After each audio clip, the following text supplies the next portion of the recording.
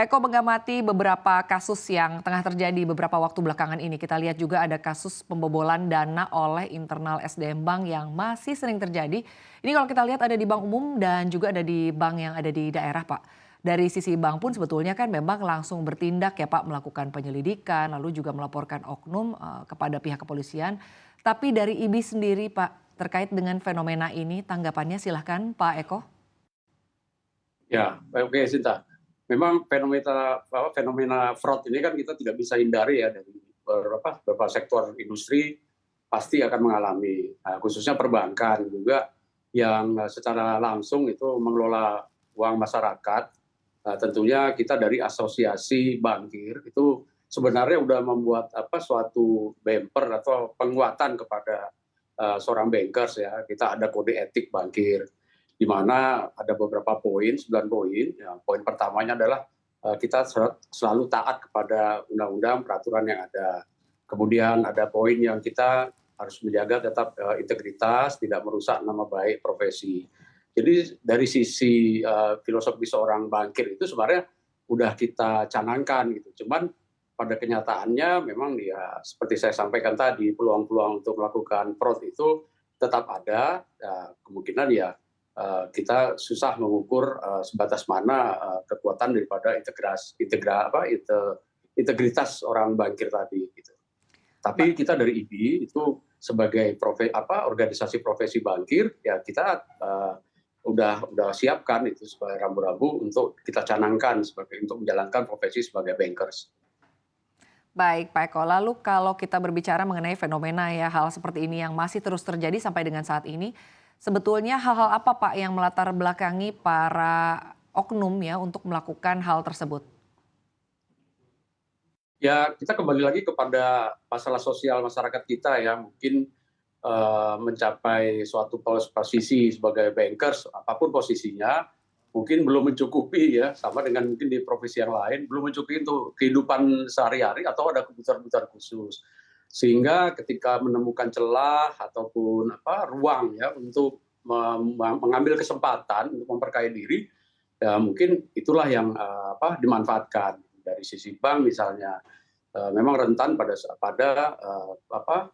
oknum-oknum yang ada di frontliner ya, yang langsung berhubungan dengan nasabah itu sangat rentan sekali dan belakangan memang juga tidak hanya volume jumlah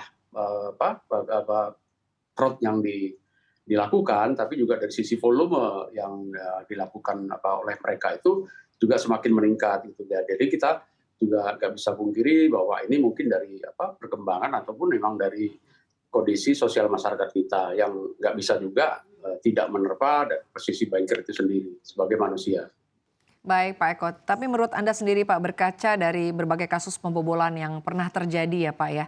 Artinya bagaimana evaluasi dari IBI sendiri Pak terhadap tren daftar hitam bankir yang dicatatkan IBI yang melakukan hal-hal negatif seperti ini Pak Eko silahkan. Ya kami itu sebagai lembaga atau institusi ya atau suatu ikatan profesi ya. Kita tidak memang menstrikkan bahwa misalnya seorang bankir, anggota kita itu melakukan fraud, langsung kita mendeklar bahwa ini blacklist atau tidak. Karena itu terkait integritas kepada kita masing-masing sebagai anggota. Dan dari sisi masalah hukum mungkin akan diproses. Tetapi secara tidak langsung, oknum tersebut akan tidak bisa lagi tentunya akan berprofesi di dunia perbankan. Karena kita akan menjaga itu ketika pihak-pihak yang akan sebagai user ya, bankers itu apakah setelah kasus hukumnya selesai atau ketika meminta rekomendasi dari kami tentunya baru kami menyampaikan bahwa ada pertimbangan-pertimbangan hal-hal yang pernah diperbuat oleh bankers tersebut. Jadi tata aturannya ada di kepengurusan kita dan setiap tahun kita evaluasi secara internal tentunya, tapi kita tidak mau mendistorsi atau mempengaruhi permasalahan hukumnya, tapi mekanisme itu ada di kita. Baik Pak Eko, berbicara mengenai pembobolan dana oleh internal SDM bank tertentu misalnya gitu ya Pak. Artinya Anda melihatnya apakah adanya lemahnya pengawasan Pak Eko terkait dengan maraknya kasus seperti ini terjadi? Ya sebenarnya dari sisi pengawasan cukup ketat ya. Tadi kembali lagi, kembali ke niatnya. Apabila mereka sudah sangat memahami SOP yang ada misalnya.